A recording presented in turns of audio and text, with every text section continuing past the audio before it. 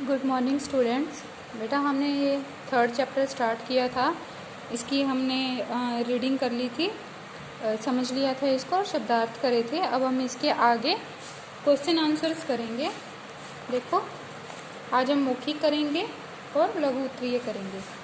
सबसे पहले है मौखिक प्रश्न, पैसों के बारे में राजा क्या सोचता है ना। तो मैंने ये बेटा क्वेश्चंस लिख रखी हैं, आप ये नंबरिंग देखो यहाँ पे और यहाँ से आप चेक कर लेना, मैं पिक भेजूंगी तो आप देख लेना। तो पैसों के बारे में राजा क्या सोचता था? राजा सोचता था कि पैसों के बल पर दुनिया के सब काम काज चलते हैं। मतलब उसको बड़ा घमंड था कि उसके पास बहुत सारे पैसे हैं और पैसों से ही सारे काम होते हैं। परंतु ऐसा नहीं ना होता, लाइफ में पैसा जरूरी नहीं है, पैसे के साथ साथ बुद्धि भी जरूरी है। संसार में धर्म कर्म स्त्री पुत्र मित्र सखा सब पैसा ही है, ये राजा सोचता था।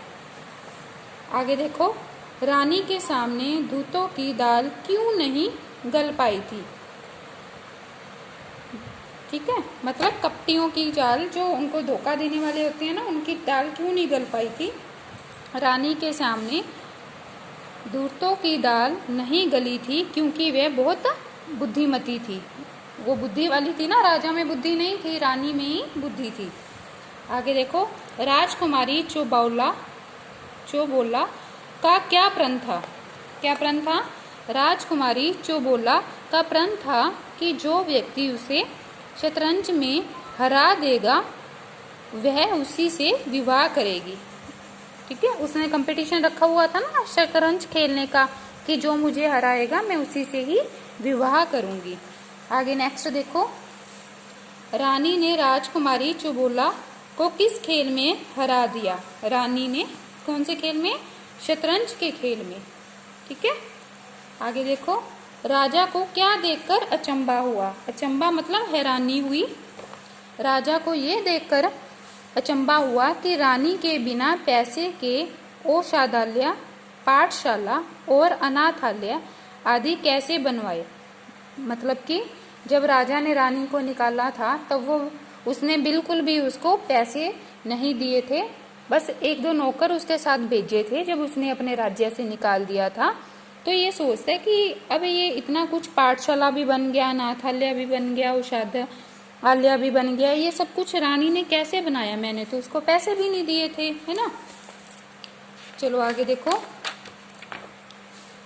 उचित विकल्प पर टिक का चिन्ह लगाइए। देखो, राजा का स्वभाव कैसा था? अहंकारी था। जिसको पैसे का ज्यादा घमंड हो जाता है उसको अहंकारी था ना, वो उसको घमंड हो गया था। राजा को छुड़ाने के लिए रानी ने किसका वेश बनाया? पुरुष का, जब वो उससे रानी चौबाला के साथ शतरंज खेलने के लिए जाती है। रानी ने नौकर के हाथ सेठ के पास क्या भेजा? सफेद कपड़े में लपेटकर 2 ईंटें भेजी, जो वो उनसे अपने ये जो ईंटें देकर वो 10,000 रुपये उनसे उधार लेती है, ईंटें गिरवी रखकर। आगे देखो, लघु उत्तरीय प्रश्न, राजा अहंकार में सबसे क्या कहता था? क्या कहता था?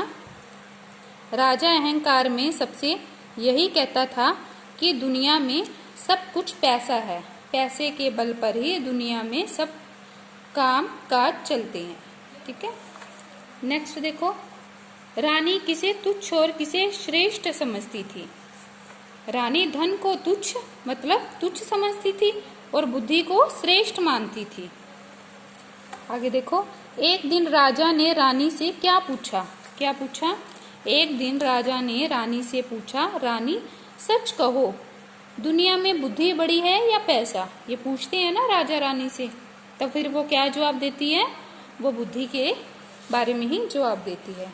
नेक्स्ट देखो, व्यापार से प्राप्त रुपयों का रानी ने कैसे उपयोग किया? कैसे किया था? व्यापार से प्राप्त रुपयों से रानी ने गरीबों के लिए दवाखाना खोला था, पाठशाला तथा अनाथालय खुलवाए। ठीक है, अब आगे देखते हैं, राजा को रानी की बुद्धिमानी पर विश्वास कैसे हुआ?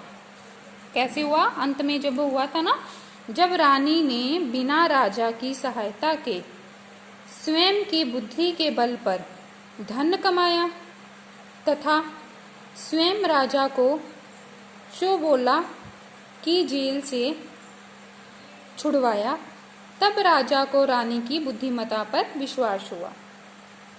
ठीक है, तो आज हम इतना ही करेंगे, इसके आगे का हम नेक्स्ट डे करेंगे। Okay, thank you.